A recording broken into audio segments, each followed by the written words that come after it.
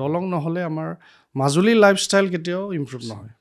তোৰ মাজুলী এতিয়া নদীদ্বীপ হৈ আছেনে? সৰ্বানন্দ সোণোৱাল ডাঙৰীয়া জিকি আহিছিল সেইটো প্ৰতিশ্ৰুতি দিয়ে মাজুলীত দলং হ'ব, হয়, আজিলৈকে নহ'ল। নহ'ল। এইবাৰ প্ৰতিশ্ৰুতি কি, দলং হ'ব নে নাই? আমিতো জুবিনদাৰ গানত পাওঁৱে মাজুলীৰ এজনী ছোৱালীয়ে দুখ পালে, হয়, আমি হয়। শুনিছোঁ। মাজুলীৰ ল'ৰাৰো দুখ আছে, আছে। কওক কওক।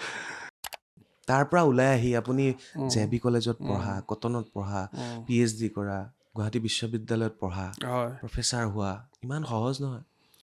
কংগ্ৰেছ কেলে বাছি ল'লে আপুনি? দল বহুত আছিলে, বিজেপিৰ ৰাষ্ট্ৰীয় দল, AGP আছে, চব আছে, কংগ্ৰেছ কেলে বাছি হয়, ল'লে?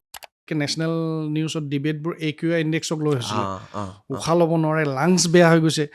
সেই মানুহবোৰে মাজুলীত এসপ্তাহ থাকিলেই ঠিক হৈ লাংছ ঠিক হৈ যাব। ট্ৰিটমেণ্ট হ'ব। কাৰণ তাত কোনো ধৰণৰ পলিউশ্যন নাই, Pollution. ইণ্ডাষ্ট্ৰী নাই, ফেক্টৰী নাই। আমি সেইটো প্ৰমোট কিয় কৰা নাই? তো টুৰিজম প্ৰমোট কৰিম, ৰাইজে যদি মোক সেইখিনি আশীৰ্বাদ দিয়ে। টুৰিজম এনেধৰণে প্ৰমোট কৰিম যাতে মাজুলীত টুৰিষ্টে ৩-৪ ৰাতি থাকিলেও কম হ'ল বুলি যাতে কৈ পিনি যায়গৈ।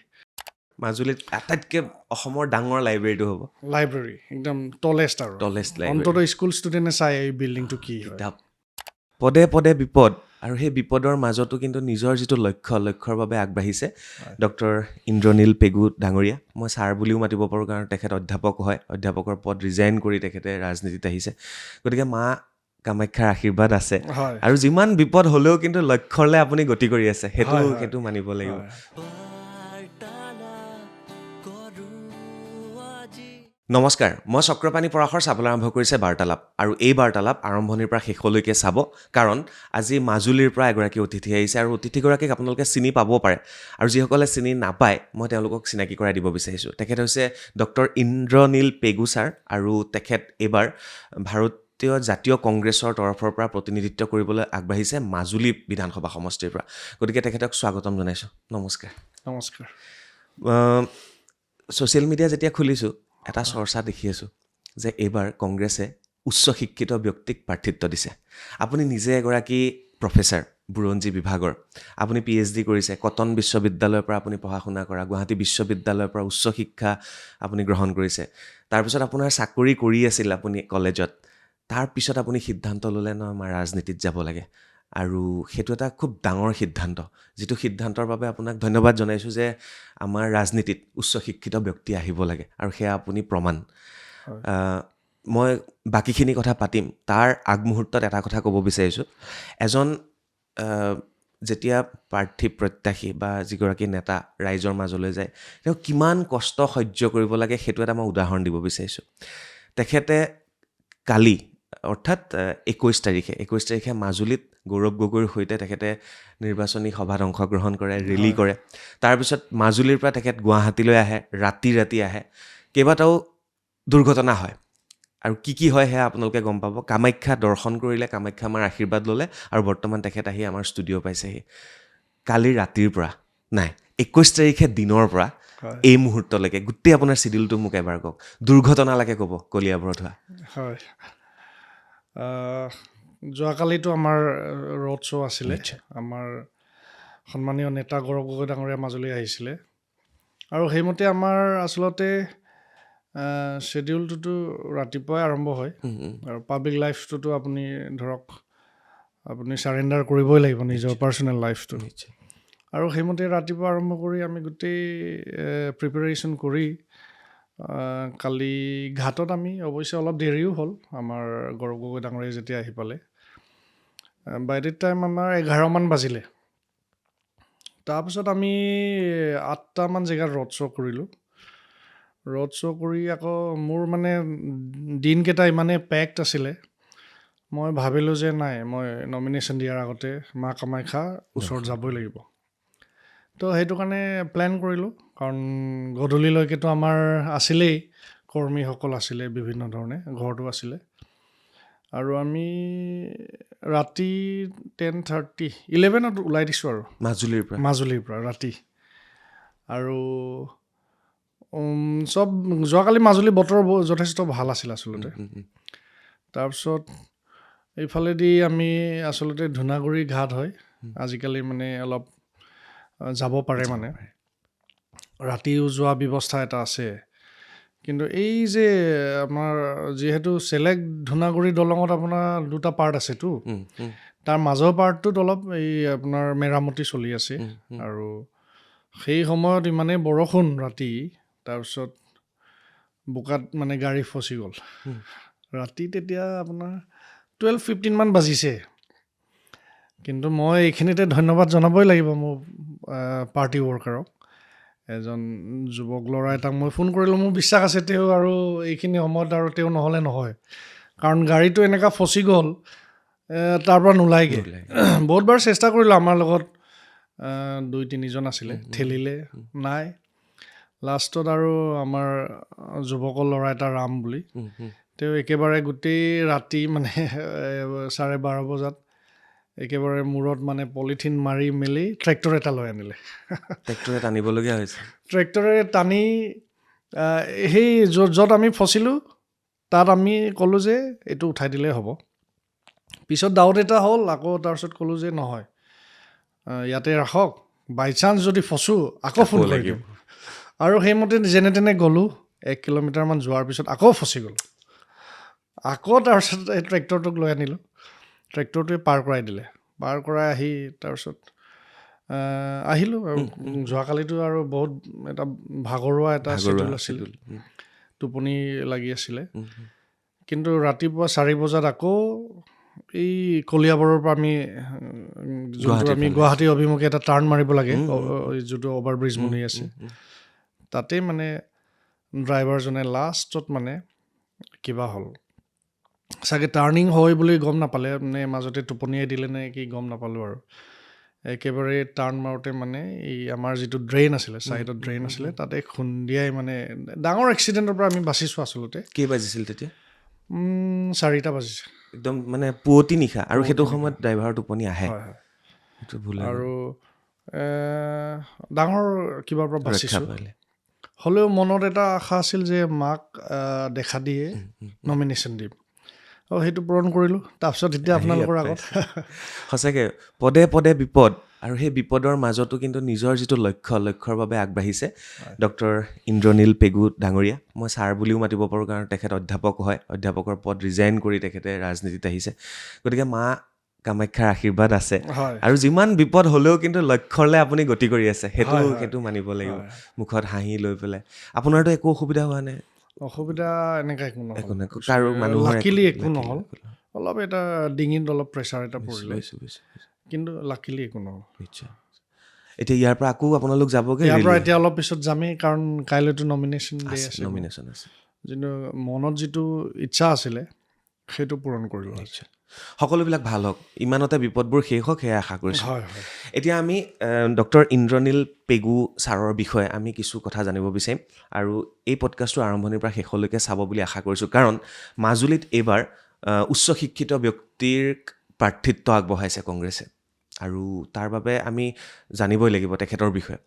ছাৰ, প্ৰথম প্ৰশ্নটো এইটোৱে কৰোঁ, ছাৰ, ইমান ভাল চাকৰি, আৰু এগৰাকী প্ৰফেচাৰৰ দৰমহা কিমান হয় সকলোৱে জানে, আৰু আপুনি বুৰঞ্জী বিভাগ পঢ়ায়, তাৰপিছতো ভাবিলে কিয় যে নাই, মই এইবাৰ শিক্ষকতা এৰি মই ৰাজনীতিত যোগদান কৰিম? আপুনিয়ে উদাহৰণ নহয়, আন এগৰাকী আছে অসম জাতীয় পৰিষদৰ পৰা। গতিকে এই যিটো আহিছে ঢৌ, ৰাইজৰ দলৰ পৰা, নিশ্চয় ৰাইজৰ দলৰ পৰা, জ্ঞানশ্ৰী তেওঁ ৰিজাইন কৰি আহিছে। তো কি আছে সপোন? কিয় এই নতুনত্ব? সপোন মানে একচুৱেলি এনেকুৱা হয়, ধৰক চাকৰিটো যথেষ্ট ভাল চাকৰি, এইটো সকলোৱে জানে, আৰাম আছে, আৰু সেই ষ্টেবিলিটিটো আছে, ফাইনেন্সিয়েল ষ্টেবিলিটিও আছে। কিন্তু ক'ৰবাত নহ'লে ক'ৰবাত এই যে মনে কিবা এটা বিচাৰে যে জীৱনটো এবাৰহে, আৰু সেইটোত অকল সেইটোৱে কৰি থাকিমনে? মানে ৰাতিপুৱাৰ পৰা গধূলিলৈকে ডিউটি গ'লোঁ, ঘূৰি আহিলোঁ, নিজৰ কাৰণে কৰিলোঁ। আৰু বা সেই হয়, চাকৰি কৰিও মানুহে বহুত ছ'চিয়েল ৱৰ্ক কৰি আছে, এনেকুৱা নহয় যে আৰু সমাজৰ কাম কৰিবলৈ যে ৰাজনীতিত আহিবই লাগে, কথা নাই। কিন্তু সপোন আছিল যে মেবি মাজুলীত হয়তো জন্মগ্ৰহণ কৰি যিবোৰ প্ৰত্যাহ্বানৰ সন্মুখীন হৈছোঁ, আৰু আমি কলেজীয়া জীৱনতো যেতিয়া হায়াৰ ছেকেণ্ডেৰী JB কলেজত পঢ়োঁতেই হওক বা ডিগ্ৰী কটনত পঢ়োঁতেই হওক, তেতিয়া সদায় সময় অলপ পালে ঘৰলৈ গৈ গাঁৱতে এনেকুৱা ছ'চিয়েল এক্টিভিটিত জড়িত হৈ ভাল পাওঁ। আৰু সেই ছেটিছফেকশ্যনটো তুলনা কৰিব নোৱাৰে। সেইটো কাৰণে চাকৰি কৰাৰ পিছত ক'ৰবাত নহ'লে ক'ৰবাত ভাবি আছিলোঁ যে অকল নিজৰ কাৰণে কৰি আছোঁ নেকি, যে চাকৰিটোৱে কৰি থাকিলেতো সেইটো থাকি যাব। সেইটো কাৰণে ভাবিলোঁ যে এতিয়াই সময়, কাৰণ গাত জোৰ থাকোঁতেই যদি পাব্লিক লাইফত নানামো, তেতিয়াতো পিছত আৰু ৰিটায়াৰমেণ্টৰ পিছত এনেই কিনো কৰিম আৰু তাতেই সোমাওঁ, এনেকুৱা ভাবাটো মোৰ মতে সেইটোত ইমান কিবা নহয়। নিশ্চয় নিশ্চয়। আৰু সেইটো কাৰণে ভাবিলোঁ যে এতিয়াই ৰাইট টাইম হয়, আৰু সিদ্ধান্ত লৈ ওলাই আহিছোঁ।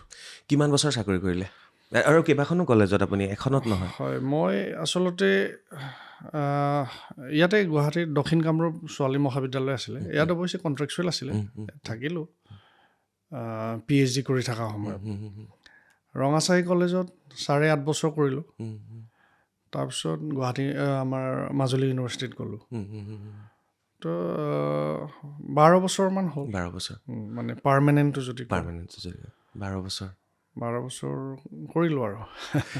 আৰু 12 বছৰৰ পিছত ভাবিলে যে নাই, মই এইবাৰ অকণমান ৰাইজৰ সেৱা কৰিম। হয় হয়। আৰু সেইকাৰণে ওলাই আহি তেখেতে ৰাজনীতি। আপুনি PhD কৰিছে, PhD কিহৰ ওপৰত কৰিলে আপুনি, বিষয় কি আছিলে? PhD একচুৱেলি মোৰ মিচিংসকলৰ ধৰ্মীয় বিশ্বাস আৰু পৰম্পৰা, কেছ ষ্টাডি অফ মাজুলী, আৰু যথেষ্ট ইণ্টাৰেষ্টিং।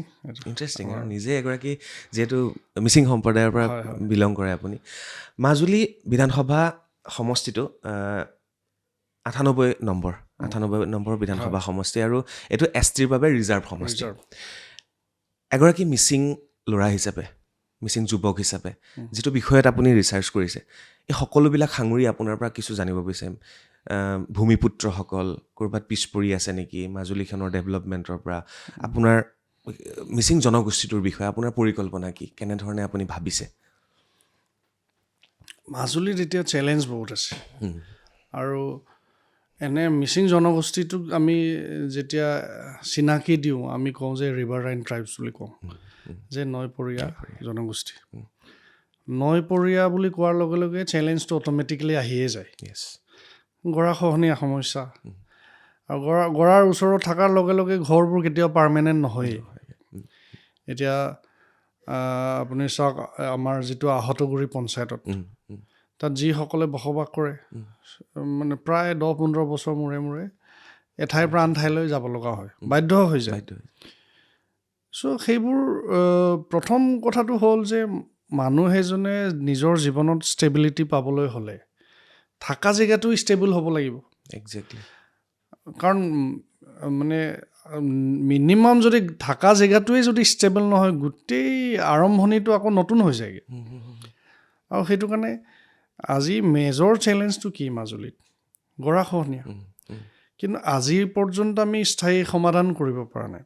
আৰু স্থায়ী সমাধান নকৰাৰ লগে লগে যিসকল মানে মিচিং জনগোষ্ঠী, যিহেতু আপুনি মিচিং জনগোষ্ঠীৰ কথা সুধিছে, তেওঁলোকৰ সেই প্ৰত্যাহ্বানটো আছে। তেওঁলোকৰ সেই পাৰ্মানেণ্ট ষ্টেবিলিটিটো আনিব লাগিব। লাইভলিহুডটো পিছত আহিব, প্ৰথমে থকা জেগাটো পাৰ্মানেণ্ট হ'ব লাগিব। হয়, মাজুলীৰ ক্ষেত্ৰত অকল মিচিং জনগোষ্ঠী এনেকুৱা প্ৰত্যাহ্বানত আছে এনে নহয়। আমাৰ দক্ষিণপাট অঞ্চল, য'ত শালমৰা আছে, বা আমাৰ আহতগুৰি অঞ্চলবোৰত বহুতো গৰাখহনীয়া সমস্যা আছে। মোটামুটি মানে বিভিন্ন জাতি জনগোষ্ঠীৰ যিটো সমস্যা মাজুলীত একেই। আপুনি যেনেকৈ কৈছে, মোৰ শিপা মাজুলী, মই কৰতিপাৰ সত্ৰ, তাত এতিয়া আমাৰ এটা সৰু পৰিয়াল আছে, বাকী উঠি আহিলোঁ আমি কলিয়াবৰ। চ' কলিয়াবৰৰ পৰা গহপুৰ, ত' আমাৰো সেই একেই অৱস্থা। অকল যে মিচিংসকলৰে নহয়, মাজুলীত থকা প্ৰত্যেকটোৰে হয়। সত্ৰত হৈ আছে, ঘৰত হৈ আছে, সকলোতে হৈ আছে। চলিউশ্যনটো কি আপোনাৰ দৃষ্টিৰে? এজন ৰিচেণ্টলি ভকত চাপৰিটো আপুনি জানেই, একদম জানে, তাতো মন্দিৰ পৰ্যন্ত খহি গৈছে। এতিয়া কথাটো হ'ল, আমাৰ আজি ইমান য'ত আমাৰ ইমান আমি মডাৰ্ণ ফেচিলিটি পাই আছোঁ, বা বিশ্ব ইমান আগুৱাই গৈছে, তাত কি আমি গৰাখহনীয়া সমস্যাটো সমাধান কৰিব নোৱাৰোঁ নেকি? আজিলৈকে এনেকুৱা ধৰণৰ আমাৰ উপায় ওলোৱা নাই নেকি? যদি ওলাইছে, সেইটো আমি ইমপ্লিমেণ্ট কিয় কৰা নাই? যে যোনটো আমি চাইণ্টিফিক মেথড বুলি কওঁ, যে মাজুলীটোত কেছটো যদি ইউনিক যদি হয়, বেলেগ ধৰণে যদি কৰিব লগা হয়, এনেধৰণৰ পদক্ষেপটো ল'ব লাগিব। নিশ্চয় সদায়তো আপুনি ধৰক জিঅ' বেগ দি কাম কেনেকৈ চলাব, স্পাৰ দি কাম কেনেকৈ চলাব? ক'ৰবাততো উই হেভ টু বিগিন ন। আমিতো চাইণ্টিফিক মেথডটো কেতিয়া আৰম্ভ কৰিম? পদক্ষেপ এটাতো ল'ব লাগিব। ঠিক আছে, এইবছৰ বোলে আমি সেই গৱেষণাটো কৰি আছোঁ, এক্সপাৰ্টক দায়িত্ব দিছোঁ, এইবছৰ ঠিক আছে আমি জিঅ' বেগ লগাই থৈছোঁ, কিন্তু নেক্সট ইয়েৰৰ পৰিকল্পনাটোনো কি? সেইটোতো কৰিব লাগিব। কিন্তু আজিলৈকে এইটো দেখা নগ'ল। কিন্তু আপোনালোকে জানেই, আপুনিও জানে যে যিটো আমাৰ জিঅ' টিউব প্ৰকল্প যে চলিছিল মাতমৰাত যে, সেইটোতো হাইলি ছাকচেছফুল হৈছে। একদম হৈছে মালয়েছিয়ান কোম্পানীৰ, যিটো কংগ্ৰেছ চৰকাৰৰ দিনত হৈছিল। মাতমৰা ছিগিলে আগতে আমি 98ৰ কথা কৈছোঁ, 96, 98ত মাতমৰা ছিগিলেই বুলি ক'লে আমি মানে গাৰু বিচনাও উঠাব নোৱাৰোঁ, একেবাৰে উইদিন 15-20 মিনিটত আহি যায়। কিন্তু মাতমৰা এনেকুৱা ধৰণে প্ৰটেক্টেড হৈ গ'ল, সুৰক্ষিত হৈ গ'ল। আজি মাতমৰা মানুহে বোলে কেতিয়াবা কমপ্লেইন কৰিছে পানী নাথাকি বেয়াই হ'লগৈ। মাতমৰাটো কংগ্ৰেছৰ দিনত হৈছিলে। হয়। তো মই কোৱা নাই যে মাজুলী চাৰিওফালে এইটো মালয়েছিয়ান কোম্পানী বা জিঅ' টিউব দিয়ে যে হ'ব, এইটো নহয়। কিন্তু এটলিষ্ট আমি সেইটো গৱেষণা কৰিব লাগিব, এক্সপাৰ্টক দিব লাগিব ক'ত কি হ'ব লাগে। কাৰণ নদীৰ সোঁতটো চবতে একে নহয়, প্ৰেছাৰটো বেলেগ বেলেগ ধৰণে মাৰে। তো চাৰিওফালে কোনটো জেগাত কোনটো হ'লে ভাল হয় এইটোতো আমি ক'ব নোৱাৰোঁ, পলিটিচিয়ানো ক'ব নোৱাৰে, মন্ত্ৰী MLA নোৱাৰে, এক্সপাৰ্টেহে পাৰিব। এক্সপাৰ্টকতো আজিলৈকে দিয়া নাই। যদি দিয়া নাই, আমাৰ লাইফবোৰ এনেকাই থাকিব। আমি যেতিয়া ডিব্ৰুগড়ৰ ফালৰ পৰা আহোঁ, যিটো মাথাউৰিৰে আমি বহুতবাৰ আহিছোঁ, মই হাজাৰ বিঘা মাটি পৰি আছে, তাত খেতি কৰিব এইকাৰণে নোৱাৰে, তাত পানী হয়। তথাপি আগতকৈ ঠিক হৈছেনে সেই ৰাস্তাবোৰ? সেই মথাউৰিটো এতিয়া যথেষ্ট ভাল হৈছে আৰু সেই মথাউৰিটোত এটা ষ্ট্ৰেংথেনিঙৰ কাম কৰিছে বা যোনটো বহল কৰাইছে, এটা ভাল কথা হৈছে।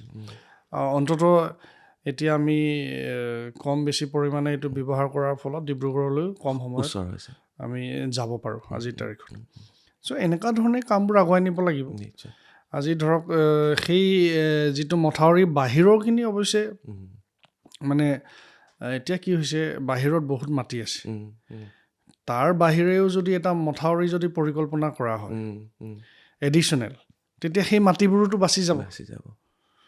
খহনীয়াটোতো ক'ৰবাত ৰখাব লাগিব নে আমি একদম মথাউৰি ওচৰলৈকে আহক বুলি ৰৈ থাকিম? এটা মথাউৰিয়ে কাম নিদিব, লেয়াৰ বাই লেয়াৰ দিয়ক, তেতিয়া সেই মাটিবোৰো সুৰক্ষিত হ'ব।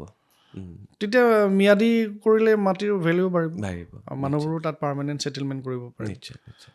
সেই প্ৰচেছটো আমি কৰিব লাগে বুলি ভাবোঁ। নিশ্চয়। পেগু ডাঙৰীয়া, এটা বেলেগ প্ৰশ্নলৈ আহোঁ। বহুতে কৈ আছে আৰু আমি সকলোৱে জানো যে মাজুলী বিশ্বৰ আটাইতকৈ ডাঙৰ নদীদ্বীপ। দুখনকৈ দলং, এখনৰ কাম চলি আছে। এতিয়া আমি মাজুলীলৈ নাৱেৰে নগ'লেও হয়, মাজুলীলৈ আমি গাড়ী লৈ যাব পাৰোঁ, অহা যোৱা কৰিব পাৰোঁ। আপুনি নিজে ভাবেনে? আৰু শেহতীয়াকৈ এজন সাংবাদিকে, মোৰ আজিও মনত আছে, মৃণাল তালুকদাৰ ডাঙৰীয়াই এইটো কথা কৈ পেলাই তেখেতৰ সমালোচনাৰো বলি হৈছিল যে মাজুলী এতিয়া কোনো কাৰণে নদীদ্বীপ নহয়। লিখা মেলা হ'ল, বহুত কিবা কিবি হ'ল, কিন্তু বহুতে এতিয়াও মানিলে যে মাজুলী নদীদ্বীপ হয়। যদি আমি কানেকশ্যনবিলাক কৰি দিওঁ, সেইটো নদীদ্বীপ হৈ থাকিবনে আমাৰ? সেই ঐতিহ্য থাকিবনে আমাৰ? আপুনি এজন মাজুলীৰ সন্তান হিচাপে, এজন প্ৰতিনিধি হিচাপে কি ভাবে এই প্ৰশ্নটো? মাজুলী এতিয়া নদীদ্বীপ হৈ আছেনে?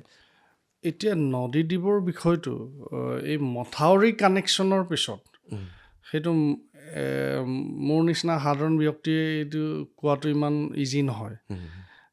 দলঙৰ কানেক্টিভিটি থাকিলেও আমি নদীদ্বীপ বুলি ক'ব পাৰোঁ, সেইটো কোনো কথা নাই। কিন্তু ডিব্ৰুগড় ছাইডে যিটো মথাউৰি আহে, তাত আমাৰ কোনো ধৰণৰ দলঙৰ কানেকশ্যন নাই। কিন্তু সেইটোত মই মতামত দিব নোৱাৰোঁ। মৃণাল তালুকদাৰ ডাঙৰীয়াৰ কথাটো মই শুনিছোঁ, কিন্তু এইটো এটা আণ্ডাৰ কম্পেলিং চাৰ্কামষ্টেঞ্চেছ, বাধ্য হৈ সেইটো কৰা হৈছে। যোনফালেদি একদম উজনি ছাইডৰ কথা কৈছোঁ। তো সেইটো বাধ্য হৈ যিহেতু কৰা হৈছে, তাৰপিছত এইটো নদীদ্বীপ বুলি কৰিব মানে ঘোষণা কৰিব পাৰে নে, এক্সিষ্টিং নদীদ্বীপ বুলি ক'ব পাৰে নে নোৱাৰে, সেইটো এক্সপাৰ্টেহে ক'ব পাৰিব, এইটো মই ক'ব নোৱাৰিম। কিন্তু দলঙৰ কথাটো যেতিয়া আপুনি সুধিছে, দলং Majuli was already connected by bridge exactly উত্তৰ পাৰে আপুনি জানে ঢকুৱাখানা হৈ আহিলেতো কোনো সদায় ধৰণৰ গৈয়ে আছো ৰেগুলাৰ এফালে কিন্তু হয়তো অসমৰ বহুতো মানুহে নাজানে প্ৰশ্নটো হ'ল এতিয়া যিটো আমাৰ যোৰহাট মাজুলী দলং বা আমাৰ মাজুলী ধুনাগুৰি যিটো লখিমপুৰ line। যিটো কিন্তু মাজুলীলৈতো অলৰেডি দলং আছে আছে ঢকুৱাখানা মাজুলী এতিয়া ঐতিহ্যৰ কথাটোত ইয়াত আহি যায় হয় আমি তাত ভিতৰত থকা মানুহে জানো যে কষ্ট কিমান কষ্ট কিমান এটা সময়ত ফেৰীত মানে মানুহতকৈ আলু বস্তাৰ মূল্য বেছি দিছিল নিশ্চয় নিশ্চয় কাৰণ কিয় মানুহজনটো ফেৰীত উঠিবই আলু বস্তা এটা উঠাই দিলে এক্সট্ৰা টকা এটা পায় ফেৰীৰ মালিকে সেইবোৰ আমি ফেচ কৰি আহিছোঁ কিন্তু প্ৰথমে মাজুলীৰ মানুহক কি লাগে সুবিধা লাগে বেছিক মিনিমাম ফেচিলিটিটো লাগিব আমাক নহয় জানো যিবোৰ আমাৰ অন্ততঃ সাধাৰণ মানুহ হিচাপে জীয়াই থকাৰ যিটো আমাৰ সুবিধা সেইটো কৰিবলৈ যাওঁতে যদি আজি আগতেতো ধৰক যোৰহাট যাবলৈ বিভিন্ন কামৰ কৰ্ট কাছাৰীৰ কাৰণে যেতিয়া যায় নিজৰ জিলাখনৰ সদৰলৈ যাবলৈ যদি ইমান কষ্ট হয় সেইটো সেই যন্ত্ৰণাটো আমিহে জানো বুজিছোঁ হয় আউটছাইড আমি ঐতিহ্যৰ কথা যেতিয়া কওঁ বা বাহিৰৰ মানুহে ফেৰীত ধুনীয়াকৈ যেতিয়া এটা আৰামদায়ক বা কিবা এটা ধৰক চিন্তা কৰি যোৱাৰ সেইটো আমাৰ লাগজাৰী নাই মাজুলী মানুহৰ আগৰ পৰাই নাই কাৰণ কেতিয়া যোৰহাট যাম যোৰহাটত কামবোৰ কৰি কেতিয়া ঘূৰি আহিম এটা টৰ্চাৰ আছিলে এইটো কাৰণে তো সেইটো কাৰণে আমাক দলং লাগিবই আৰু ঐতিহ্যটোত আপোনাৰ দলং আহিলে যে হঠাৎ নাইকিয়া হ'ব এনেকুৱাও নহয় আমি সেইটো মেইনটেইন কৰিব লাগিব আৰু কেনেধৰণে আমি হেৰিটেজটো মেইনটেইন কৰিম সেইটো আমি সাৱধান হ'ব লাগিব নিশ্চয় নিশ্চয় একেবাৰে দলং চেনচিটিভ ইটছ ভেৰি চেনচিটিভ মোৰ এবাৰ মনত আছে মই তেতিয়া নিউজ 18ত আছিলোঁ মাজুলীত পঞ্চায়ত ইলেকশ্যনৰ মই শ্ব' কৰিব গৈছিলোঁ তো আমাৰ DSNG যিখন ভান উঠাই দিলে তাৰপিছত লগত আৰু এখন হেৰি এম্বুলেঞ্চ 3খনমান এম্বুলেঞ্চ মানে 3খন গাড়ী আমাৰখন আমাৰ আছে তাৰপিছতে সন্ধিয়া হৈছে আৰু আমাৰ টীমটোৰ মানুহ আছে আৰু এম্বুলেঞ্চৰ ড্ৰাইভাৰ আৰু কোনোবা এজন আছে মানে 7-8জনমান মানুহ আছে ব্ৰহ্মপুত্ৰ পাৰ একদম মাছ পাইছোঁ আৰু মাছ পাওঁতে কোনোবা এজনে কৈছে হেৰি সুধিলে এম্বুলেঞ্চত কি আছে একদম ব্ৰহ্মপুত্ৰৰ মাজত কৈছে মানুহ এজনৰ মৃত্যু হৈছে তেওঁৰ মৃতদেহটো আছে ব্ৰহ্মপুত্ৰৰ মাজত বুকুখন ধিপিংকৈ মাৰিছে ব্ৰহ্মপুত্ৰৰ মাজত তেনেকৈ আমি গৈ আছোঁ বেলি লহিয়ালে বেলি গ'ল সন্ধিয়া হৈছে তো সেই ইনচিডেণ্টবোৰ বহুতবাৰ বাৰু এনেকুৱা বহুতবাৰ আছে ফেৰীৰ যিটো দুৰ্ঘটনা ফেৰীৰ দুৰ্ঘটনাটো সদায় ঘটিয়েই আছে প্ৰায় দেখা পাই আছোঁ সেইখিনি কেনেকৈ ভাবে আপুনি হয় ইয়াৰ কিছু বছৰ আগতে যিটো দুৰ্ঘটনা তেতিয়াতো মই ৰঙাচাহি কলেজতেই চাকৰি কৰি আছিলোঁ মোৰ কলিগে আছিলে আপোনাৰ কলিগ আছিলে পৰিস্মিতা দাস বুলি আগদিনা আমি ধুনীয়াকৈ চাহ তাহ খাই কথা পাতিছোঁ আৰু সেইদিনা ময়ো গুৱাহাটী আহিছোঁ কিন্তু মই খালি উত্তৰেদি আহিলোঁ মানে লখিমপুৰৰ এনেকৈ গুচি আহিলোঁ গুৱাহাটী আৰু মোৰ ল'ৰাটো চেকআপ আছিলে আৰু গধূলি 5 বজাত খবৰ পাইছোঁ যে এনেকৈ এক্সিডেণ্ট হ'ব তো মানে সাংঘাতিক এটা শ্বকিং নিউজ আমাৰ কাৰণে তো সেই যিবোৰ আমাৰ দুৰ্ঘটনাবোৰ আচলতে কি হয় সদায় নাৱৰ লগত থকা মানুহে কি হয় বেছি কেজুৱেল হৈ যায় কাৰণ তেওঁলোকে সাঁতুৰিব জানে তেওঁলোক পানীৰ লগতে খেলা কৰে এই মিনিমাম আমাৰ ছেফটি মেজাৰ্ছবোৰ নলয় একদম নাথাকে সিমানখিনি মানুহ যিমান থাকে সেই কেজুৱেল এপ্ৰ'চটোৰ কাৰণে বেছিভাগ এক্সিডেণ্ট হয় আৰু হয় এতিয়াতো নাওবোৰ ডাঙৰ হৈছে বা ছিংগল ফেৰীত ইমান ৰিস্ক লৈ মানুহ নাযায়ো কিন্তু কথাটো হ'ল এই কেজুৱেল এপ্ৰ'চটোৰ কাৰণে এতিয়া ধৰক নাও এখন মাজুলী ছাইডৰ পৰা আহি আছে নিমাতী ছাইডৰ পৰা নাওখন ওলাব আগতীয়াকৈ আগা পিছা কৰিব পাৰে একদম লাষ্ট মুহূৰ্তলৈকে মানে চাওঁ দেখা পাওঁ একদম আহি পাব লৈছে ই ওলাই দিয়ে খুন্দা হোৱা চান্সটো বেছি মানে বাইক চলোৱা টাইম নাও চলাই দিয়ে সেই মানে কেজুৱেল এপ্ৰ'চ মানে আৰু আমাৰ নাগৰিকসকলৰো এটা প্ৰব্লেম আছে এই ছেফটি মেজাৰ যোনটো আমাৰ লাইফ জেকেটটো দিলে পিন্ধিব নিবিচাৰে আমাকো দিলেও পিন্ধিব নিবিচাৰোঁ সেইটো এটা প্ৰব্লেম আছে আৰু বহু পৰিমাণে আমাৰ সেইখিনি সমাধান হৈছে বাৰু, নিশ্চয়, এইটো নিশ্চয়। নোহোৱা বুলি নকওঁ। নিশ্চয় কিন্তু কথাটো হ'ল যে দলং সোনকালে হ'ব লাগিব। সোনকালে হ'ব। দলং নহ'লে আমাৰ মাজুলীৰ লাইফষ্টাইল কেতিয়াও ইমপ্ৰুভ নহয়। দলং কি পৰিস্থিতিত আছে আৰু দলংখনক লৈ এতিয়াও বহুত প্ৰশ্ন আছে, আপুনি কেনেকৈ ভাবে কি হৈছে দলংখন? এতিয়া চাওক, দলংখনক লৈতো ৰাজনীতি হৈ আছে, এইটো স্পষ্ট কথা। কেনেধৰণে? এতিয়া চাওক, যোৰহাট মাজুলীৰ যিখন দলং 3বাৰমান আধাৰশিলা স্থাপন কৰিছে। জানো। আজি চাওক, যিটো কোম্পানী আগতে UP ব্ৰিজ কৰ্পৰেশ্যনে এনেকুৱা এটা কোম্পানী কৰি আছিলে, তেওঁলোকৰ কি সমস্যা আছিল সেইটোতো সমাধান কৰিব পাৰিছিল। সেই সময়তো একেবাৰে দলংখনৰ কাম সম্পৰ্কে চোৱা চিতা কৰিবলৈ মন্ত্ৰী এগৰাকীকো দায়িত্ব দিছিল যে 24/7 কিবা প্ৰব্লেম হ'লে এইটো চাব লাগে। ইমানখিনি হ'ল, তেওঁলোকৰ মাজত কি মতানৈক্য হ'ল, কি প্ৰব্লেম হ'ল আমি নাজানো। কিন্তু গোটেইবোৰ শেষ পৰ্যায়লৈ যোৱাৰ পিছত যেতিয়া বস্তু বাহানিবোৰ লাহে লাহে লৈ গৈ আছে, ৰাইজৰ মাজতে এটা সন্দেহৰ সৃষ্টি হৈছে।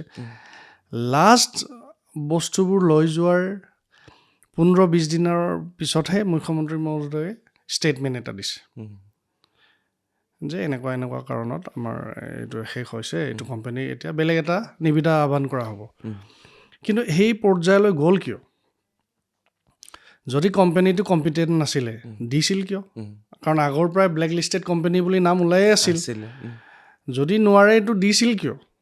আৰু দিছিল যদি সেই প্ৰব্লেমটো সমাধান নকৰাকৈ আকৌ নতুনকৈ নিবিদা প্ৰক্ৰিয়া কৰি মেলি এতিয়া নতুনকৈ আৰম্ভ কৰিছেগৈ। আগৰ পইচাখিনিতো গ'ল, আমাৰে পইচা। এতিয়াওতো কাম আৰম্ভ হোৱা নাই। সেইটোক লৈতো ৰাজনীতি চলি আছে।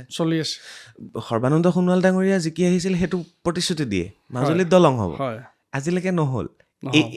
এইবাৰ প্ৰতিশ্ৰুতি কি, দলং হ'ব নে নাই? যিটো স্পীডত দলংখন বনাই আছে আৰুতো 5-6 বছৰলৈ সম্ভৱ নহয়। যোৰহাট লাইনৰটো ইভাগে আমাৰ চেলেক ধূনাগুৰিৰ ইয়াতো এটা পলিটিক্স হৈ আছে। সেইখনো সিদিনা দেখিছোঁ, তলেৰে যাব লাগে, দলংখন আধাত ৰৈ আছে। ইয়াত কি হৈছে আপোনাৰ, SP চিংলা কোম্পানীক দিছে। দলংখনৰ দুটা পাৰ্ট আছে। এটা সৰু, আপুনিতো জানেই। এই সৰু দলংখনক বনাই শেষ কৰি পিনি দলং হ'ল বুলি উদ্বোধন কৰাটো কেনেধৰণৰ কথা? সেইদিনা মই ভিডিঅ' এটা দেখিছোঁ, দলংখন হৈ গ'ল, এফালেতো হোৱাই নাই, পইচাও লৈ আছে। মেইন দলংখনৰতো হোৱাই নাই, এতিয়াতো খুটা লগাব বাকী আছে। তো হয়, এইফালে চেলেক ধূনাগুৰি দলংখন অলপ যোৰহাট মাজুলীটোতকৈ অলপ স্পীডত গতি কৰিছে, এইটো ঠিক। কিন্তু যিটো দলং সম্পূৰ্ণ হোৱা নাই, সেইটো ইনগ্ৰেট কৰাৰ কি অৰ্থ আছে কওকচোন? এইবিলাক ইছ্যু ধৰিছেনে কংগ্ৰেছে আপোনালোকে? আমি ধৰিছোঁ, এইটো ৰাইজৰ মাজলৈ নিছোঁ, ৰাইজৰ মাজলৈ আমি নিছোঁ। তাৰমানে নোহোৱা দলং এটাক ইনগ্ৰেট কৰাটো কি বুলি বুজায় আপুনি কওকচোন? এতিয়া আপোনালোকে বেছি ভালকৈ গম পাব, আমিতো ভিডিঅ'বিলাক চাই আছোঁ বা মইতো ঘূৰি ফুৰোঁ বাৰু, মই দেখা পাওঁ। এতিয়া দলঙৰ তলত যিখিনি জেগাত মাটি পেলাই দিছে, তাতে গাঁৱৰ ৰাইজে সেইখিনি কৰি পেলাই তাতে 2-পইচা লৈছে, সেইটো কৰি দিছে, কাৰণ সহায় কৰি দিছে। আমি যাওঁতেও ধুনীয়াকৈ সেইখিনি কৰি আহিছোঁ। আৰু এনেকুৱা ধৰণৰ বিভিন্ন সমস্যা, আৰু সেই সমস্যাবিলাক লৈ পেলাই এইবাৰ কংগ্ৰেছ দলৰ পৰা প্ৰতিনিধিত্ব কৰিবলৈ আহিছে ডক্টৰ ইন্দ্ৰনীল পেগু ডাঙৰীয়াই। উচ্চ শিক্ষিত এগৰাকী ব্যক্তি, আৰু তেখেতে পঢ়া শুনা কৰি বৰ্তমান চাকৰি ৰিজাইন কৰি, অধিবক্তাৰ চাকৰি, অধ্যাপকৰ চাকৰি ৰিজাইন কৰি তেখেতে আহিছে ৰাজনীতিলৈ। আকৌ এটা বেলেগ প্ৰশ্নলৈ আহোঁ, অকণমান আপোনাৰ হিষ্ট্ৰীটো জানো। তো মাজুলীত জন্ম, আমিতো জুবিনদাৰ গানত পাওঁৱে, মাজুলীৰ এজনী ছোৱালীয়ে দুখ পালে, আমি শুনিছোঁ। মাজুলীৰ ল'ৰাৰো দুখ আছে। কওক। চাওক, আমি তাৰ পৰা ওলাই আহি আপুনি JB কলেজত পঢ়া, কটনত পঢ়া, PhD কৰা, গুৱাহাটী বিশ্ববিদ্যালয়ত পঢ়া, প্ৰফেচাৰ হোৱা, ইমান সহজ নহয়। মোৰতো স্কুলিং মাজুলীতে, জেংৰাইমুখত। আৰু হয়, সেই সময়ত মোৰ 2001 মেট্ৰিক, আৰু সেই সময়ছোৱাত দুটাকৈ ডাঙৰ বাৰিষা হৈছে মাজুলীত, 1996 আৰু 1998। মই প্ৰায় এতিয়া মাজুলীত গ'লে সেইটোৱে সোধোঁ যে 98ৰ বাৰিষাত পানী সোমাইছিলে নে নাই? তাৰমানে আটাইতকৈ ডাঙৰ আছিলে। তাৰপিছত এটা সাংঘাতিক মানে মাজুলীৰ অৱস্থাটো মানে ক'ব নোৱাৰিম। গড়মূৰ জেংৰাইমুখৰ পৰা গড়মূৰ বা কমলাবাৰী যাবলৈ 3-4টা চিগা পাৰ কৰি যাব লাগে। ইনফেক্ট আমাৰ ঘৰৰ পৰা স্কুলখনলৈকেও এটা ঘাট পাৰ কৰি যাব লাগে 1 কিলোমিটাৰ ডিষ্টেঞ্চত। নাৱত যাব লগা হৈছে কাৰণ ছিগি গ'ল আৰু বনাবলৈতো টাইম লাগে। চ' স্কুলিং তাত কৰি JB কলেজত হায়াৰ ছেকেণ্ডেৰী পঢ়িলোঁ, তাৰপিছত ডিগ্ৰী কটন, তাৰপিছত গুৱাহাটী ইউনিভাৰ্চিটি গ'লোঁ। সেই কিন্তু ক'ৰবাত আমি চাগে এই যে প্ৰত্যাহ্বানৰ মাজত যে ডাঙৰ হৈছোঁ, সেইটোৱে ক'ৰবাত নহ'লে ক'ৰবাত চাগে আমাক অদৃশ্য শক্তি এটা দিয়ে যে এইটো কিয় নোৱাৰিম। আৰু আমি মানে নোৱাৰিম বুলি সেই ভাৱটো লৈ ওলাই অহাই নাই, কিবা এটা হৈ ঘূৰি আহিম আৰু সেই ভাৱটো লৈহে গৈছোঁ। আৰু পাৰফৰ্মেঞ্চো ইমান বেয়া নাছিলে একাডেমিক লাইনত, বহুত চোকা আছিল এনেকুৱাও নহয়, কিন্তু বাকীবোৰে যিটো পাৰিছিল অন্ততঃ সেইটো মেটচ কৰিব পাৰিছিলোঁ। আৰু অন্ততঃ সপোনবোৰ আছিলে আমাৰ কৰিম বুলি। কিন্তু ক'ৰবাত নহ'লে ক'ৰবাত আমি বাহিৰত পঢ়োঁতে মানে দেখা পাওঁ যে মাজুলী মানুহ বুলি ক'লে অলপ মানে পুতৌ লগাকৈ আৰু এইটো আছে পাইছে ন সেই চিম্পেথিটো মানে যে ইমান কিবা জেগাৰ পৰা আহিছে ন মোকে ইউনিভাৰ্চিটি পৰ্যায়লৈকে বহুতো ফ্ৰেণ্ডে মানে মাজুলী যাবলৈ ভয় কৰে। আয়দেহি মাতটো মানে মাজুলীৰ পৰা আহিছে। তাৰপিছত কেনেকৈ যায়, কোনোবা যদি ফ্ৰেণ্ডে আহিবও বিচাৰে 10বাৰমান সুধি লয় মানে পাৰিনে যাব। চ' সেই মাইণ্ডছেটবোৰৰ পৰা বা এনেকুৱা ধৰণৰ প্ৰত্যাহ্বানৰ মাজৰ পৰা আমি ওলাই গৈছোঁ আৰু আজি যিখিনি বিচাৰি গৈছিলোঁ পাইছোঁ বুলি ভাবিছোঁ। কাৰণ হয়তো এটাই সপোন থাকিলে অৱশ্যে চিভিল ছাৰ্ভিচৰ সেইবোৰ আমাক পৰিৱেশটো দিয়া হ'লে পোৱা নোপোৱাটো বেলেগ কথা, অন্ততঃ প্ৰিপেয়াৰ কৰি চালোঁ হয়। একোৱে নাজানিছিলোঁ, আমি বেছি ডাঙৰ সৰু নহয়তো, একোৱে নাজানিছিলোঁ। কিনো পঢ়ে, কেনেকৈনো চিভিল ছাৰ্ভেণ্ট হয়। বুৰঞ্জী বিভাগটো লৈছিলোঁ সেইকাৰণে, মোৰ বুৰঞ্জী যে বুৰঞ্জী ল'লে বোলে APSC CPSC দিব পাৰে, বাট ল'লোহে বুৰঞ্জী, তাৰপিছত একো কৰিব সেই পৰিৱেশটো লাগে। আৰু সেইটোৱে সপোন মোৰো যে মাজুলীত মোৰ এতিয়া এটা গ'ল হৈছে, মোৰ এটা উদ্দেশ্য হৈছে মাজুলীৰ ল'ৰা ছোৱালী মাজুলীৰ পৰাই ডাঙৰ সপোন দেখিব পাৰিব লাগিব। সেইটো কৰিবলৈ যাওঁতে তেওঁলোকৰ মাজতে কম্পিটিটিভ মাইণ্ডটো ভৰাই দিব লাগিব। মোৰ সপোন আছে এতিয়া এষাৰ কথা আছে, the tallest building in the city should be the library. লাইব্ৰেৰীখন আটাইতকৈ ডাঙৰ বিল্ডিং হ'ব লাগে চহৰখনৰ। চ' এটা অত্যাধুনিক লাইব্ৰেৰী বনোৱা মোৰ সপোন আছে, যিটো 24 ঘণ্টা চলিব। 24 ঘণ্টা 24x7 যাতে ৰাতি 12 বজাত যদি ষ্টুডেণ্ট পঢ়িব বিচাৰে লাইব্ৰেৰী খোলা থাকিব লাগিব। অকল হস্পিটেল কেলে 24x7? সেইটোৱে কথা। আৰু তাত অন্ততঃ সকলোবোৰ বস্তু পাব লাগিব। ডাঙৰ কিতাপ, কম্পিটিটিভ কিতাপ বিচাৰিবলৈ অকল গুৱাহাটী আহিব লাগিবনে? UPSC প্ৰিপেয়াৰ কৰিবলৈ অকল গুৱাহাটী বা দিল্লী যাব লাগিব নেকি? তাৰ পৰা ষ্টাৰ্ট কৰক। হয়, ফিনিচিং শ্বেপটো দিয়ক, গুৱাহাটী বা দিল্লীত যাওক, আৰম্ভণিটো তাৰ পৰা কৰক। আৰু সেইটো মোৰ ভিজন আছে যে ডাঙৰ এটা লাইব্ৰেৰী, যোনটো মানে সাধাৰণতে আমি ষ্টেচু কিয় বনাওঁ, ডাঙৰ ডাঙৰ মানুহৰ আমি প্ৰতিমূৰ্তি কিয় বনাওঁ, যাতে ছাত্ৰ ছাত্ৰী তাৰ পৰা প্ৰেৰণা পায়, হয়নে নহয়? তো সেই লাইব্ৰেৰীখন চালে ইনস্পায়াৰ্ড হ'ব লাগিব ষ্টুডেণ্ট, এইটোনো কি বিল্ডিং, তাত কি পায়। সেইটো এটা সপোন আছে। খুব ধুনীয়া। আচলতে উচ্চ শিক্ষিত ব্যক্তি যেতিয়া নেতা হয় ন, সপোনবোৰ এনেকুৱা হয়। ডাঙৰ লাইব্ৰেৰী, ডাঙৰ ষ্টেচুতকৈ ডাঙৰ লাইব্ৰেৰী, চহৰখনৰ মাজমজিয়াত আটাইতকৈ ডাঙৰ লাইব্ৰেৰী, যিটো 24x7 খোলা থাকিব, য'ত নতুন প্ৰজন্মই পঢ়িব, কথা পাতিব, বাৰ্তালাপ কৰিব, কফি খাব, ইণ্টাৰনেট পাব, এভৰিথিং থাকিব। আৰু তাৰ পৰাই নিজৰ সপোন ৰচিব তেওঁলোকে। আৰু সেই সপোনটো লৈ পেলাই আহক তেওঁলোক মাজুলীৰ পৰা গুৱাহাটীলৈ আহক, তাৰ পিছৰ ষ্টেপত, তাৰপিছত দিল্লী যাওক, মুঠতে সপোনটো যাতে মাজুলীতে তেওঁলোকে দেখিব পাৰে। খুব ধুনীয়া চিন্তাধাৰা। আৰু সেইকাৰণে আমাক উচ্চ শিক্ষিত নেতাৰ প্ৰয়োজন আছে। অকণমান আৰু বেছি সময় নলওঁ, আৰু কেইটামান কথা পাতিব বিচাৰিছোঁ। কংগ্ৰেছ কেলৈ বাছি ল'লে আপুনি? দল বহুত আছিলে, BJPৰ ৰাষ্ট্ৰীয় দল, AGP আছে, চব আছে কংগ্ৰেছ কেলে বাচিলে হয় দল কিয় বাছি ল'লে বুলি যদি কওঁ কেতিয়াবা লিডাৰেও ইনস্পায়াৰ কৰে আৰু পাৰ্টি আইডিঅ'লজিবোৰ একচুৱেলি যদি পেন এণ্ড পেপাৰ দেখা যায় একেবাৰে কোনো পাৰ্টীয়ে বেয়া বুলি ক'ব নোৱাৰে কিন্তু যেতিয়া মিছ ইণ্টাৰপ্ৰেট কৰে তেতিয়া চব পাৰ্টি বেয়া হৈ যায় ঠিক এতিয়া কংগ্ৰেছ দলটো ছেকুলাৰ দল আৰু ভাৰতবৰ্ষৰ সংবিধানটো ছেকুলাৰ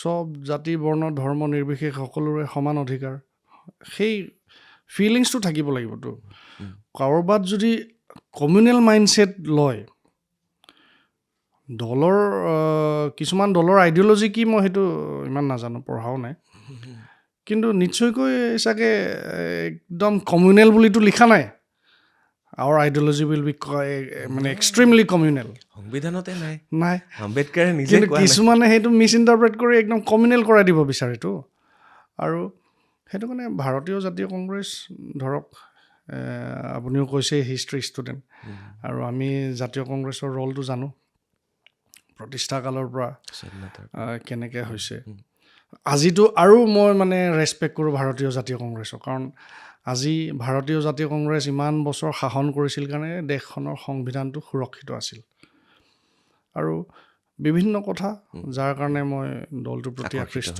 আৰু লিডাৰশ্বিপৰ কথাও আছে আৰু সেইটো কাৰণে বাছি ল'লোঁ নিশ্চয় নিশ্চয় মই অকণমান আপোনাৰ সমষ্টিৰ ভোটাৰৰ হেৰিৰ ফালে যাওঁ টোটেল ভোটাৰ আছে 1,30,468 জন টোটেল ভোটাৰ মাজুলীত লেটেষ্ট ৰিপৰ্টটো হৈছে 1,44,800 বাঢ়িলে কিবা এটা অ'কে প্ৰায় 15,000 মান বাঢ়িছে অ'কে পুৰুষ ভোটাৰ আৰু মহিলা ভোটাৰ প্ৰায় সমান প্ৰায় 66-63 এনেকুৱা হ'ব ইণ্টাৰেষ্টিং এটা তথ্য মই পালোঁ ছ'চিয়েল মিডিয়াত আপোনালোকৰ তাৰ পৰাই দিছে দুজন তৃতীয় লিংগৰো আছে তাত হয়তো আৰু বাঢ়িব পাৰে আৰু এইবাৰ যুৱ প্ৰজন্মৰ ভোটাৰে বহুত গুৰুত্ব দিব মানে 18 আৰু 19 বছৰৰ ভোটাৰৰ সংখ্যা বাঢ়িছে আৰু ইফালে 80 বছৰৰ ঊৰ্ধৰ ভোটাৰো আছে গতিকে নতুন প্ৰজন্মৰ যিসকল ভোটাৰ তেওঁলোকক কি ক'ব হয়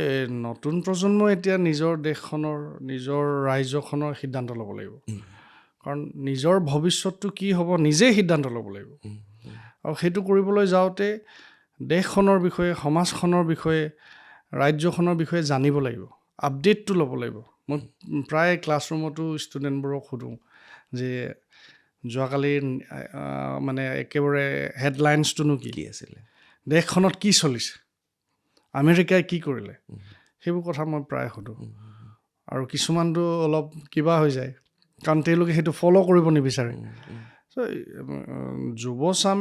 যুৱকসকলে নিজৰ সমষ্টি বা নিজৰ অঞ্চলটোৰ বিষয়ে জানিব লাগিব আৰু সেইটো কৰিবলৈ যাওঁতে তেওঁলোকে যেতিয়া নিজৰ দেশখনৰ বা নিজৰ ঘৰখনৰ বিষয়ে যদি জানে নিজৰ সমষ্টি বা গাঁওখনৰ বিষয়ে যদি জানিব বিচাৰে তেতিয়া উত্তৰটো নিজে ওলাই যায় যে সমস্যা ক'ত আছে ক'ত পৰিৱৰ্তন হৈছে বা আমি কি কৰা উচিত সেইখিনি মানে প্ৰথম কথাটো হ'ল তেওঁলোক সজাগ সচেতন হ'ব লাগিব আৰু তেওঁলোকক এইটোৱে আহ্বান জনাইছোঁ যে এতিয়া যিটো আমাৰ নিৰ্বাচন আহি আছে সেইটো ফ'ল' আপ কৰিব লাগিব সেইটো নহয় যে পলিটিক্সত জইন কৰিব লাগে সেইটো মই কোৱা নাই কিন্তু নিজৰ সিদ্ধান্তটো নিজে ল'ব লাগিব যে বৰ্তমানৰ পৰিস্থিতিটো কেনেকুৱা হৈ আছে ভৱিষ্যতৰ কাৰণে ভাল হৈ আছে নে অলপ বেয়া ফালে গৈছে যদি বেয়া ফালে যদি গৈছে নিজে সিদ্ধান্ত এটা ল'ব লাগিব নিশ্চয় তো এনেকুৱা ধৰণে তেওঁলোক সজাগ সচেতন হওক বৰ্তমানৰ প্ৰেক্ষাপটবোৰক ভালদৰে চাওক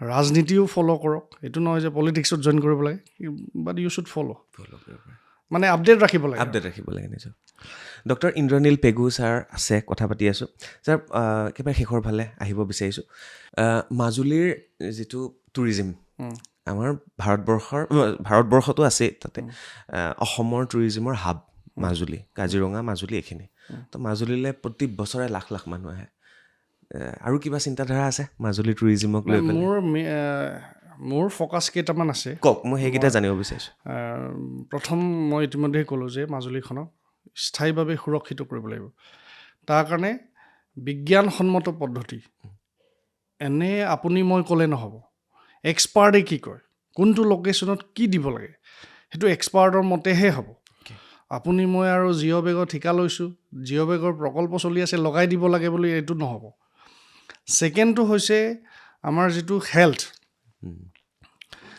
আমাৰ স্বাস্থ্য ব্যৱস্থা একেবাৰে বেয়া আপুনিতো অলপ আগত ক'লেই এম্বুলেঞ্চত কি লৈ গৈছে সেইটো আমাৰ সাধাৰণ ঘটনালৈ মানে পৰিগণিত হৈছে মাজুলীত মানে মানুহৰ জীৱনৰ মূল্য নাইকিয়া হৈছে আজি পৰ্যন্ত জিলা হস্পিটেলটো এটা ৰেফাৰেল হস্পিটেললৈ পৰিগণিত হৈছে তাৰমানে আজিকালি যেতিয়া পেচেণ্ট চিৰিয়াছ হয় যেতিয়া ডিষ্ট্ৰিক্ট হস্পিটেললৈ যায় তেতিয়া এটা বেগেজ এক্সট্ৰাকৈ লৈ যায় কিয় লৈ যায় তাৰমানে তেওঁ মেণ্টেলি প্ৰিপেয়াৰ হৈ যে মই যোৰহাট যাব লগা হ'ব পাৰে ডিব্ৰুগড় যাব লগা হ'ব পাৰে তো এনেকুৱা এটা ছিষ্টেম হৈ আছে য'ত আপুনি চাব যে আমাৰে মাজুলীৰে এজন সুযোগ্য সন্তান তেখেত NRLত ডাঙৰ এটা পদবীত আছে গোবিন বৰা বুলি তেখেতে আগভাগ লৈ জিলাখনত এটা ভাল সুবিধাও দিছিলে মানে ভাল যিটো আমাৰ আল্ট্ৰাছাউণ্ড বা এক্সৰে মেচিনাৰী যিবোৰ আছিলে ধুনীয়াকৈ দিছিলে তাত আজি ৰেডিঅ'লজিষ্ট এজনো দিব পৰা ব্যৱস্থা নাই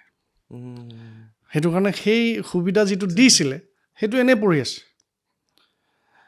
ঠিক তেনেকৈ হেল্থ প্ৰথমে পাৰ্মানেণ্ট প্ৰটেকশ্যন হেল্থ টুৰিজম আপোনাৰ যিটো প্ৰশ্নলৈ মই আহি আছোঁ আজি চাওক tourism is the fastest growing industry মানুহৰ আজিকালি লাইফষ্টাইল সলনি হৈছে সকলোৱে জীৱনত ফুৰিব যাব বিচাৰে আপুনি অলপ আগত মোক ক'লে যে আপুনি কাইলৈ ক'ৰবাত যাব ঠিক আছে মানুহৰ আজিকালি এক্সপেক্টেশ্যনটো যে ইমান কাম কৰি আছোঁ ফুৰিব যাম অলপ ফ্ৰী হ'ব লাগে সেইটো কাৰণে আপুনিতো বহুত ঘূৰা মানুহ জানেই টুৰিষ্ট মানে কিবা যোনবোৰ দেশ আছে ফ্ৰেণ্ডলি দেশ কিমান ছিষ্টেমেটিককৈ চলে আৰু কিমান আৰ্ণ কৰি আছে তেওঁলোকে কিমান ইনকাম কৰি আছে আমাৰ ওচৰতে চাওকচোন মেঘালয় ৰাজ্যখন টুৰিজম বহুত প্ৰমোট কৰিলে প্ৰত্যেক 6 মাহৰ মূৰে মূৰে তেওঁলোকৰ ইমান নতুন নতুন স্পট তেওঁলোকে বিচাৰি ওলাই যে আৰু আপুনি বিচাৰিব যাব আৰু ফুৰিব যাব ঠিক তেনেকৈ নাগালেণ্ডে প্ৰমোট কৰিছে অৰুণাচলে কৰিছে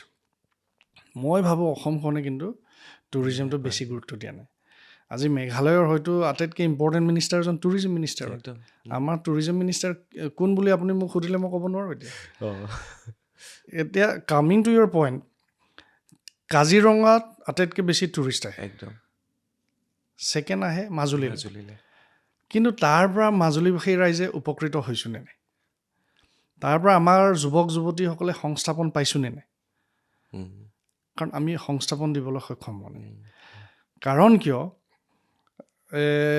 কোনোবা এটা ইণ্টাৰভিউত মই চাইছিলোঁ এই টুৰিজম সম্পৰ্কে ডিছকাছ কৰোঁতে যে মেঘালয়ত আপুনি যিমান দিন থাকিলেও কমেই হ'ব শেষ নহয় অসমখনৰ 1-2 দিনতে শেষ কৰি দিম তাৰমানে কাজিৰঙাত হয়তো 2-3 ৰাতি থাকিছে কিন্তু মাজুলীলৈ গৈ পিনি কি কৰিছে 1 ৰাতি থাকি চিধা অৰুণাচল ফালে বনাই দিছে আমি তাত প্ৰমোট কৰা নাই সত্ৰীয়া প্ৰাণকেন্দ্ৰ মাজুলী সত্ৰ চাব আহেই এই আধ্যাত্মিকভাৱে আহেই তাৰপিছতো আমাৰ বহুতো স্ক'প আছে আপোনাৰ ধৰক ৰুৰেল টুৰিজম আপোনাৰ যিটো চৰাইচুং বায়'ডাইভাৰ্চিটি আমাৰ বাৰ্ড চেংচুৱেৰী এনেকুৱা ধৰণৰ বহুতো স্পট আছে কিছু মাহ আগতে আপুনি দেখিছে দিল্লীত আটাইতকৈ নেশ্যনেল নিউজত ডিবেটবোৰ AQI ইণ্ডেক্সক লৈ হৈছিলে উশাহ ল'ব নোৱাৰে লাংছ বেয়া হৈ গৈছে সেই মানুহবোৰে মাজুলীত এসপ্তাহ থাকিলে লাংছ ঠিক হৈ যাব ট্ৰিটমেণ্ট হ'ব কাৰণ তাত কোনো ধৰণৰ পলিউশ্যন নাই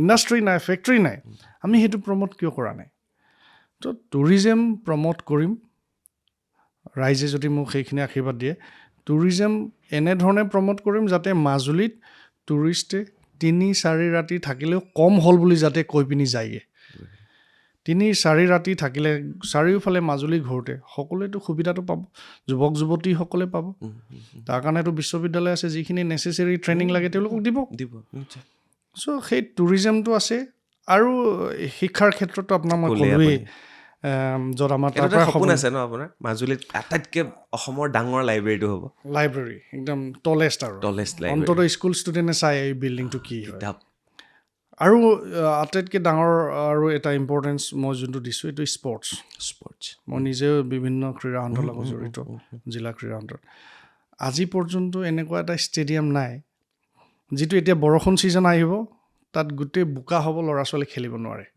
অথচ অসম ভিত্তিত যেতিয়া আমাৰ খেল হয়, ইণ্টাৰ ডিষ্ট্ৰিক্ট যেতিয়া খেল হয়, মাজুলী কিন্তু প্ৰথম 10টাৰ ভিতৰতে থাকে। বোকা পানী গছকি দৌৰি পিনিও থাকে, কিন্তু আমি চিন্থেটিক ট্ৰেক দিব পৰা নাই। তেওঁলোকক এই মিনিমাম আন্তঃগাঁথনি ফেচিলিটি দিব পৰা নাই। আমি সেই ফেচিলিটিটো দিলেহে ল'ৰা ছোৱালী আগুৱাই যাব। নিদিলেনো আমি চবকে অলিম্পিয়ান বুলি কৈ থাকিলে, অলিম্পিয়ান বনাম বুলি ভাবি থাকিলে নহ'ব নহয়। প্ৰেক্টিকেলি আমি কৰিব লাগিব। এইকেইটা সপোন লৈ আগবাঢ়িছোঁ। আৰু কৃষকসকলৰ আজি ধৰক আপুনি জানেই, মাজুলীৰ মাছ বুলি ক'লে আগতে আমি যেতিয়া যোৰহাটত পঢ়োঁ, মাছ বজাৰত যেতিয়া যাওঁ, মাজুলী মাছ বুলি ক'লে প্ৰথমে মাছটো হাতত ধৰে, তাৰপিছতে সোধে কিমান দাম। তাৰমানে লাইন লাগি যায়তো, কিমান দাম বুলি আগতে সুধিলে মাছটো নাপায় আৰু। তাত আমাৰ যিবোৰ গাখীৰ আৰু দৈৰ যিটো আমাৰ পপুলাৰিটি, ম'হৰ দৈ, ঠিক তেনেকৈ আজি আমি মাজুলীক অৰ্গেনিক মাজুলীলৈ কিয় ৰূপান্তৰ কৰিব নোৱাৰোঁ? আজি ছিকিমখন অৰ্গেনিক ষ্টেট হ'ল। আজি মাজুলী নিচেই সমীপতে আমাৰ কৃষি বিশ্ববিদ্যালয় আছে। সেই এক্সপাৰ্টসকলক লৈ আমাৰ খেতিয়কসকলক অৰ্গেনিক মাজুলী বুলি খেতিয়কসকলক অৰ্গেনিক খেতি কৰিব দিলে আমাৰ মানুহেও ভালকৈ খাব পাৰিব, লগতে ওচৰ চুবুৰীয়া আমি জিলালৈওতো দিব পাৰিম। তাৰোপৰি আটাইতকৈ ডাঙৰ আৰু এটা সমস্যা আছে, যিটো আৰ্ছেনিক আছে মাজুলীৰ পানী, য'ত সেইটো কাৰণে বহুতো ডক্টৰে কৈছে যে many causes of cancer R because of arsenic water. Arsenic মুক্ত কৰিব লাগিব। মই 2-এটা ইউনিভাৰ্চিটিৰ প্ৰফেচাৰৰ লগতো পাতিছোঁ, তেওঁলোকে বহুত কম খৰচত আৰ্ছেনিক মুক্ত এটা ফিল্টাৰৰ ব্যৱস্থা কৰিছে। মই যিটো ঘৰত লগাইছোঁ, মই আজি ক'ব বিচৰা নাই সেইটো, কিন্তু সেইখিনি আমি কিয় কৰিব নোৱাৰোঁ? মাজুলী মানুহক সেইখিনি আমি দিব নোৱাৰোঁনে? আজি পানী আমি ভয়ত খাব লগা হৈছে, আমাৰ ল'ৰা ছোৱালী ভয়ত খাব লগা হৈছে। চৰকাৰে যিটো জে আঁচনি কৰিলে, সেইটো দ্বাৰা নল আছে, জল নাই। এনেকুৱা ধৰণৰ বহুত সমস্যা আছে, যিবোৰক লৈ আগবাঢ়ি আহিছোঁ। সঁচাকৈ আজি পডকাষ্টটো কৰি মোৰ ভাল লাগিলে, কাৰণ এনেই কেতিয়াবা আহে যিকোনো এজন মানে ৰাজনীতিবিদ বা নেতা, তেওঁৰ লগত বিভিন্ন কথাৰ উপৰি বিজেপি এইটো কৰিলে, কংগ্ৰেছে এইটো কৰিলে, এইটোৰ বদনাম, সিটোৰ বদনাম, হিন্দু মুছলমান, এইবিলাক কৰোঁতে পডকাষ্টটো শেষ হৈ যায়গৈ, সময় নাথাকেগৈ। আজি আমি সেইবিলাক কথাই পতা নাই। আজি আমি এইকাৰণেই এইবিলাক কথা পাতিছোঁ যে তেখেতে PhD কৰিছে, তেখেতে উচ্চ শিক্ষিত এগৰাকী শিক্ষক আছিলে, প্ৰফেচাৰ আছিলে, তেখেতে সেয়া ৰিজাইন কৰি ৰাজনীতিলৈ আহিছে। গতিকে তেওঁৰ লগত গঠনমূলক আলোচনা কৰিলেই মই ভাবোঁ ভাল হ'ব। আমি ইজনে সিজনক বদনাম দিয়াতকৈ কিছু গঠনমূলক কথা পাতোঁ আৰু সেইবিলাক ইমপ্লিমেণ্ট কৰিবলৈ যাতে চেষ্টা কৰোঁ, সেইটোৱে কথা। গতিকে শেষৰ ফালে আহিছোঁ, একদম ফাৰ্ষ্ট কেইটামান কুৱেশ্যন থাকে, সেইকেইটা সুধিছোঁ। মাজুলীখনেই ধুনীয়া, তথাপিও কেতিয়াবা ডিপ্ৰেশ্যন আহি গ'লে মাজুলীৰ কোনখিনি জেগাত গৈ পেলাই অলপ টাইম জিৰাবলৈ মন যায়? চাওক, মাজুলীত একচুৱেলি আমিয়ে কেতিয়াবা অলপ এটা সময়ত বৰ পাওঁগৈ, মানে কেতিয়াবা মানে এণ্টাৰটেইনমেণ্টৰ কোনো মাধ্যম নাই, বা চিনেমা হলটো নাই, চিনেমা হল নাই, পাৰ্ক নাই। এতিয়া আউটিং কৰিবলৈ ল'ৰা ছোৱালীকো লৈ যাবলৈ মাজুলীখনেই পাৰ্ক আকৌ সেইটো হয়। আৰু কিন্তু হয়তো আমি মানে ফিল নকৰোঁ তাৰ মাজতে থাকি, কিন্তু মন বেয়া লাগিলে আমাৰ ঘৰৰ সন্মুখতে ফিল্ডখন আছে, ফিল্ডত যাওঁ। কাৰণ মাজুলী একচুৱেলি মেইন খেল চেণ্টাৰ বুলি যদি কওঁ, সেই জেংৰাইমুখৰ এই ফিল্ডখন, তাত এটা এক্টিভিটি চলি থাকে। ক্ৰিকেট খেলাই ক্ৰিকেট, ফুটবল খেলাই ফুটবল, তাত গৈ বক্সিং খেলাই বক্সিং, সেইটোত গৈ ভাল লাগে। আৰু আমাৰ অভিয়াছলি নদী আছে নহয়, নদী কিনাৰত বহি দিওঁ, আড্ডা মাৰি দিলে হৈ যায়, ভাল লাগে। কি খোৱা যায় মাজুলীত? কি খোৱা যায়, খাই কি ভাল পায় মানে? আচ্ছা, আমাৰ ট্ৰেডিশ্যনেলটো আছেই, আৰু ট্ৰেডিশ্যনেল আমি যিটো খাওঁ। গাহৰিটো কিহৰ লগত বনায়? একচুৱেলি আটাইতকৈ যদি ভাল যদি বনায়, আমাৰ যেতিয়া সকাম হয় নহয়, আমাৰ ভকতসকলে যিটো বনায়, সেইটো অতুলনীয়, ৰাজহুৱা যিটো। মোক ইনফেক্ট কেইদিনমান আগতে মোক এজন বন্ধুৱে কৈছে, ইমান মই চেষ্টা কৰোঁ, ভকতে কেনেকুৱা বনায়, গোটেই ৰেচিপিটো মই চাইছোঁ, কিন্তু পাৰা নাই, সেই টেষ্টটো বোলে নোলায়।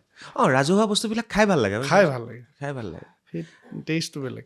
পানীয়টো খোৱা যায় কেতিয়াবা পৰম্পৰাগত, ট্ৰেডিশ্যনেলটো চলেই। আৰু অন্যতম গুণগুণাই কালচাৰেল লাইনত মই বহুত একেবাৰে উইক, কিন্তু কালচাৰেল মানুহৰ লগত মই জড়িত। বহুতে ভাবে মই একচুৱেলি এই আমাৰ মাজুলী সাংস্কৃতিক বিশ্ববিদ্যালয় এইটোত আৰু বুৰঞ্জী পঢ়াওঁ বুলি বহুতে নাজানে, মই চাগে সংস্কৃতি এক্সপাৰ্ট বুলিয়ে ভাবে, কিন্তু হয় মাজুলীত বিভিন্ন সাংস্কৃতিক কৰ্মীসকলৰ লগত থাকি তেখেতসকলৰ পৰা শিকি তেখেতসকলৰ যিটো সমস্যা সেইবোৰ জানিব পাৰিছোঁ আৰু অন্ততঃ সেইখিনি আইডিয়া আছে কিন্তু গান বাজানা বুলি ক'লে এইটো ফিল্ডত মোৰ একদম নাই একেবাৰে নলেজ কম একদম নলেজ কম বুৰঞ্জীত থকাই ভাল দিয়ক আৰু বুৰঞ্জী আজি একজেক্টলি এইটোৱে ক'ব পাৰি যে এগৰাকী বুৰঞ্জী শিক্ষকে এটা সময়ত মাজুলীৰ বুৰঞ্জী লিখিব হয় হয় কাৰণ আজিৰখিনি এটা সময়ত অতীত হ'ব সেয়াই আপুনিও বুৰঞ্জী লিখক মাজুলীত সেইটোৱে আশা কৰিছোঁ ধুনীয়াকৈ এইটো হয় কনফিডেণ্ট ন জিকাটো মই কনফিডেণ্ট কাৰণ কিয় এইবাৰ ইউথে ডিচাইড কৰিব এইবাৰ মাজুলী কনচিয়াছ চিটিজেনে ডিচাইড কৰিব এইবাৰ বৌদ্ধিক সমাজে ডিচাইড কৰিব সাংস্কৃতিক কৰ্মী ক্ৰীড়া লগত জড়িত লোকসকলে মানে অভাৰঅল মাজুলীৰ সচেতন সমাজে এইবাৰ ডিচাইড কৰিব যে ইলেকশ্যনটো কেনেকুৱা হ'ব মই কনফিডেণ্ট একদম দুটা শব্দত ৰিপ্লাই দিব নাম ক'ম হিমন্ত বিশ্ব শৰ্মা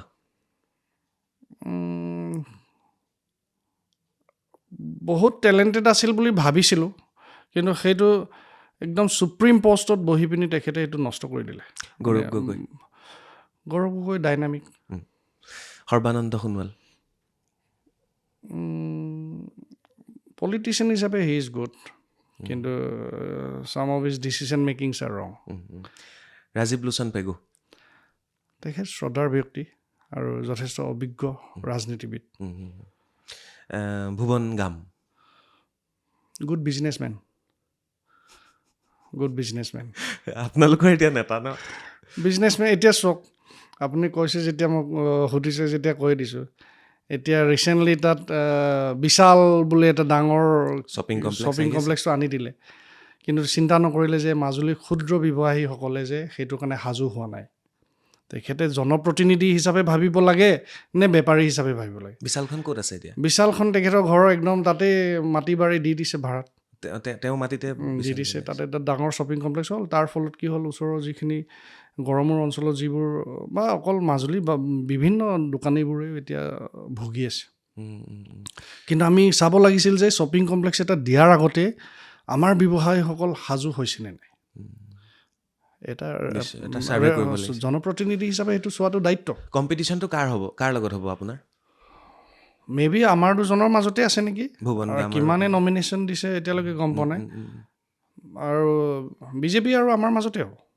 কম্পিটিশ্যন বহুত বহুত ধন্যবাদ ভাল লাগিল কথা পাতি আপোনাৰ কেনেকুৱা লাগিল কৈ যাওক আৰু ভাল লাগিছে অকণমান মিচিং ভাষাত আমাৰ কিবা এষাৰ কওক আচ্ছা apeng rekamam kumpasudung আৰু নলাপং কিন্দাকেই চুক 2026 চনক ইলেকশ্যন দ মাজুলী সমষ্টিদক কংগ্ৰেছ দলক ইলেকশ্যন দ চাই আপং ৰেকাম Ayala ngok age tarungam kangela ngom জিকাইলাং না কুম্পাৰ চাহ ধন্যবাদ বহুত বহুত ধন্যবাদ বিদায় লওঁ তেতিয়াহ'লে আজিলে ধন্যবাদ বহুত বহুত ধন্যবাদ চাই থাকিব বাৰ্তালাপ কাৰণ পলিটিকেল টক শ্ব'সমূহ কৰি আছোঁ পডকাষ্টসমূহ কৰি আছোঁ আৰু বিভিন্নজন আহিছে হয়তো এয়া প্ৰায় 35-40 নম্বৰ নেতা হ'ব আপুনি মোৰ অনুষ্ঠানত গতিকে এইবাৰ ভাল লাগিছে কাৰণ সকলোৱে নিজৰ নিজৰ আশা লৈ আহিছে নিজৰ নিজৰ পৰিকল্পনা লৈ আহিছে উচ্চ শিক্ষিত ব্যক্তি আহিছে ৰাজনীতিত গতিকে শুভেচ্ছা থাকিলে বহুত বহুত ধন্যবাদ থেংক ইউ